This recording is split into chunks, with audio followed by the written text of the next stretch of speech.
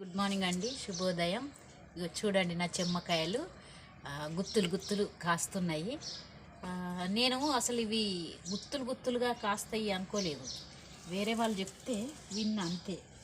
కానీ ఇవి ఎట్లా అంటే పూత పెద్దగా పొడుగ్గా వచ్చి మండకు పొడుగ్గా పూత వచ్చి ఆ పూతతోటి కాయలు కాస్తున్నాయి. చూడండి, ఇగో ఒక కాడనే 4-5 కాయలు కాస్తున్నాయి. చూడండి, ఈ విధంగా చెమ్మకాయలు గుత్తులు గుత్తులు కాస్తున్నాయి. తర్వాత ఇవి మంచిగా దగ్గరికి చేస్తే ఎంత రుచిగా ఉన్నాయంటే చూడండి, అంత రుచిగా ఉంది కూర. మళ్ళీ వీటిని తెంపేటప్పుడు జాగ్రత్తగా తెంపాలి. ఎందుకంటే వేరే పూత, దానికి ఉన్న పూత పడిపోతే మళ్ళీ అవి కాయయి, ఆ పూత రాలిపోతే. ఆ విధంగా ఉన్నది ఇప్పుడు దీని పరిస్థితి. చూడండి, సన్న సన్న మంచిగా లేత కాయలు చాలా కాస్తున్నాయి.